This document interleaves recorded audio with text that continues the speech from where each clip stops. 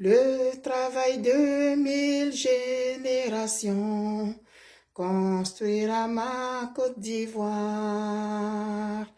Elle paraîtra devant les nations dans tout l'éclat de sa gloire. Telle est son unique destinée, puisque braves et fiers, nos aïeux sont morts pour la défendre, et moi je vivrai pour l'aimer. Africains, Africaines, bonjour. Ivoiriens, Ivoiriennes, bonjour. Chers enfants d'Afrique, dispersés partout dans le monde et dans les Caraïbes, bonjour. Nous sommes aujourd'hui le 31 mai 2024 et j'aimerais encore une fois m'adresser aux différents responsables politiques de Côte d'Ivoire. Mais avant ça, je vais vous raconter une histoire qu'on nous a racontée, une légende. Et après, on va continuer. C'est l'histoire d'une dame qui est née dans une famille royale.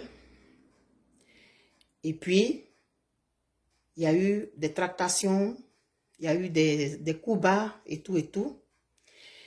Je résume, hein, je ne vais pas aller dans les détails pour ne pas que la vidéo soit longue. Et à un moment donné, elle a craint pour sa vie. Mais il y avait beaucoup de personnes qui croyaient en elle, qui l'aimaient, qui la respectaient et qui se disaient que selon leurs coutumes, selon la lignée, elle devait demeurer en vie. Elle devait accéder au trône. Mais les tractations, il y en a eu. Les coups bas, les assassinats, il y en a eu. Alors la seule décision qu'elle devait prendre, c'était de fuir pour préserver sa vie. Mais dans sa fuite, il y a plusieurs qui l'ont suivi, qui ont voulu rester ses sujets et qui ne voulaient pas rester sur place pour ne pas subir ceux qui faisaient des tractations et qui, selon eux, s'opposaient à la lignée, s'opposaient à la coutume. C'est ainsi qu'elle a fui avec plusieurs de ses sujets. À un moment donné, ils se sont rendus compte qu'ils étaient poursuivis par les adversaires, mais qui étaient devenus des ennemis parce qu'ils en voulaient à sa vie. Et il fallait qu'elle ne reste pas en vie. Il fallait qu'elle meure pour que ça puisse arrêter la succession et que ça passe dans une autre branche de la famille. Ils se sont enfuis pendant combien de temps? Je ne sais pas. Ils ont bravé la pluie, ils ont bravé le soleil, ils ont bravé les animaux sauvages et tout, jusqu'à ce qu'ils soient bloqués par la Comoé. Vous avez tout compris. Il s'agit de la reine Ablapoku, selon ce qu'on nous a raconté dans les livres à l'école primaire. La barrière naturelle n'était pas facilement franchissable. Que faire? Et c'était en saison des pluies, semble-t-il. Donc la Comoé était vraiment en crue. On ne pouvait pas passer à la nage. Et ce peuple-là n'était pas un peuple lagunaire pour avoir des pirogues et tout. Ils ne savaient pas comment passer. Les devins ont été consultés. On a dit pour qu'ils puissent passer, il faut un sacrifice suprême. Ceux qui l'ont suivi, ils l'ont suivi avec leur bien et tout. Pour leur propre suivi, pour la suivi de leur reine et pour la suivi de leur comment dire, de leur lignée, de leur, en tout cas de leur branche, de leur arbre généalogique, peu importe, il fallait qu'ils sacrifient quelque chose. Ils ont donné tous les bijoux qu'ils avaient. Les devins ont dit, non, les génies ne veulent pas. Il y en a qui avaient réussi à fuir avec des animaux, des moutons. Ils ont donné tout ce qu'ils avaient, qui pour eux était difficile de se séparer. Les génies ont dit non. Ils ont réfléchi jusqu'à, on a dit, ah, il faut vraiment quelque chose de grand. Il faut sacrifier un enfant. Il y a quelques personnes qui ont dit, ah, on va donner, on va... Non. La reine a compris que le sacrifice devait venir d'elle. Et ça devait être un sacrifice suprême. Alors, elle a décidé de sacrifier son enfant. Est-ce qu'elle en a parlé à son mari? Je n'en sais rien. L'histoire ne nous donne pas ce détail-là. Et donc, elle s'est mise devant la Komoé et elle a sacrifié son enfant. Quand l'enfant a été jeté dans l'eau, des hippopotames se sont mis les uns à la suite des autres et ils ont pu traverser à sec. Quand ils sont arrivés de l'autre côté de la rivière, ils étaient maintenant sur un autre territoire. Les assaillants avaient réussi à les rejoindre, mais eux aussi, ils n'avaient pas la possibilité de franchir cette barrière naturelle. Et quand ils sont arrivés de l'autre côté, les gens étaient contents, mais la reine, elle venait de sacrifier son enfant, son unique enfant. C'est ce que la légende nous dit. Et je m'en tiens à ça. Ainsi donc, du Ghana, ils se sont retrouvés en Côte d'Ivoire. La reine a sacrifié son unique enfant pour la survie de son peuple. Je m'arrête là. Je vais maintenant transposer cette histoire-là à la Côte d'Ivoire. Depuis des années, c'est le même langage que j'ai. Depuis des années, je suis la même personne, Eben Boané. Beaucoup de personnes veulent forcément que j'ai une étiquette, mais je n'ai pas d'étiquette. Et je ne veux pas en avoir. Je dis que je suis ivoirienne. Les gens veulent que je sois d'un bord ou de l'autre. Donc quand je dis ceci, on me met ici. Quand je dis ça, on me met là-bas. Il paraît que je suis insaisissable. Je suis hypocrite, je suis ceci, cela. Je suis ivoirienne. Je demande en tant que simple citoyenne. Et j'ai toujours dit, et je répète encore, je ne suis d'aucun parti politique. Je suis pour la Côte d'Ivoire. Mais l'histoire naturelle nous enseigne des choses. Pour moi, pour qu'on puisse passer à une autre étape de la marche de notre pays, il faut qu'une parenthèse se ferme. Il faut que les démons du passé, on les exorcise. Et pour moi, chaque responsable de parti politique doit poser l'acte de la reine Ablakoukou. C'est-à-dire faire le sacrifice suprême pour la Côte d'Ivoire. Et pour moi, ce sacrifice-là, c'est quoi? Je ne suis qu'un être humain, je ne suis pas prophétesse, je ne sais pas de quoi demain va être fait. Demain, c'est le 1er juin. Je ne sais même pas ce qui va m'arriver demain, 1er juin. Il y a des choses qu'on peut dire et le cours de l'histoire peuvent nous donner raison ou peuvent nous donner tort. Mais parce que nous sommes de simples mortels, on n'est pas capable de voir ce qui va se passer. Pour moi, la parenthèse de notre histoire qui a commencé, peut-être on va dire en 89 ou bien peut-être en 90, peu importe, elle doit se fermer. Et il y a eu 3 acteurs principaux qui ont été trois personnes principales qui ont été les acteurs ou bien les actrices de cette parenthèse-là. Feu le président Bédié, le président Gbagbo et le chef de l'État, Alassane Ouattara. La parenthèse doit se fermer avec les 2 qui restent. C'est mon point de vue, s'il vous plaît. C'est mon point de vue. Je n'impose rien à personne. Je parle en toute liberté. Vous êtes libre de faire ce que vous voulez. Mais s'il n'y a pas de sacrifice suprême que l'un des responsables politiques fait pour la Côte d'Ivoire, ça ne donnera rien. Pour moi, cette jeune génération et la génération suivante, pour moi, elle est constituée de qui? Blé Goudé, Soro Guillaume, Thiam, ou Bion, ou Soro Guillaume, ou quelqu'un d'autre. Pour moi, c'est la nouvelle génération. Le président Gbagbo, il ne fait pas partie de cette génération-là. Et il ne peut pas, selon moi, se mesurer à cette génération. Il faut qu'il se mesure à Alassane Ouattara. Ce sont les 2 derniers. Et le président Gbagbo, aujourd'hui, il a une grande responsabilité sur les épaules. Le président Bédié, il a réussi à réparer son erreur. C'est un être humain.